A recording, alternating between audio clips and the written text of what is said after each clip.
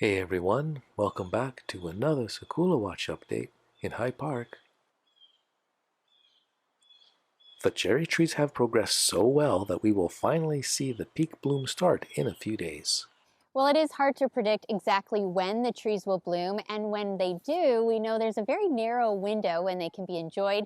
That's where the man you're about to meet next comes in. He is a cherry blossom tree enthusiast, and he started his popular blog, Sakura in Hyde Park, 10 years ago. Now, thousands of people rely on his expertise and predictions. Steve Joniak joins us now. Congratulations on 10 years. Thank you. When you think back to the beginning, could you have predicted where this would go? No, not at all. It really sort of just snowballed. I mean, in the beginning, it was more like a passion project, more for myself, just to try to figure out what the cycles were. One year just stumbled upon the cherry blossoms in the park, and following years, I could never seem to figure out when they would bloom again. And the more research I did online, I really couldn't find too many resources, at least in Toronto, for that. So that I thought, using my skills as a designer and a photographer, that I could then combine those two and then try to create a blog that will hopefully help other people in the city who want to come out and actually enjoy the blossom as much as I do. Yeah, so you start this blog, you're taking photos and you're kind of learning as you go. And now it's grown to be just such a big thing. Yes, it has. It's amazing. It is amazing. What surprised you when you started this blog and over the years?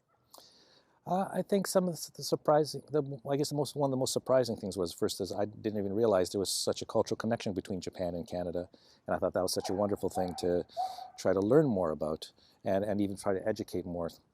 That's one of the other goals through the blog, is to help people to learn more about the Japanese culture and the connection with us, the trees, and then also to get people to really appreciate nature more. Because I mean, coming out to the parks is one of my favorite things I love doing, and seeing natural beauties like this, I think if more people could see it, they might appreciate nature as a whole. Yeah, and I feel like we all need that this year, especially Yes, after the last couple definitely. years. Yeah. As we said, you are such a trusted source on this topic. We were on your blog trying to figure out, okay, when do we do the show? So what are the things that you're looking for to know when they're going to bloom? Basically, I've broken it up into 6 different stages. And so every time I come to the park, I sort of already have a rough idea when the stages will usually start. But also that mixed in with the weather forecast and seeing how the weather will be from week to week, that can greatly affect how the trees progress and how the buds develop. Like, for example, if the winter is a little more mild, and we have a lot more warmer weather, not too much snow, not too much freezing temperatures, then the trees will tend to bloom much earlier, as it did like in 2012 when I first started. And then other years when we have more severe cold, like we did in 2016, we had the polar vortex and a bunch of other very cold, that pushed the date so far back that we had no bloom at all, or there was very few. Oh, wow. Yeah. I didn't know that could happen. So it's all very sensitive, right? It is extremely sensitive, but it's also one of the things you appreciate, just that how sensitive nature actually is. So knowing all that, when you look around here today, where do you think we're at? We're very close.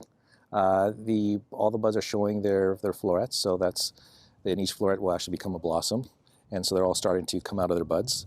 Some trees a little bit further ahead than others, which I call stage 5, which is the one stage before becoming an actual blossom. But definitely all the trees are well into stage 4. So we might start to see a few open up over this weekend, but then we'll start going into next week and into Mother Day's weekend. Then we should start seeing the peak bloom. Okay, well, you heard it here. Everyone, now you know you got to start making your plans and make a plan to come have a beautiful day down at the park. Thank you so much for being here with us. Thank you for having me.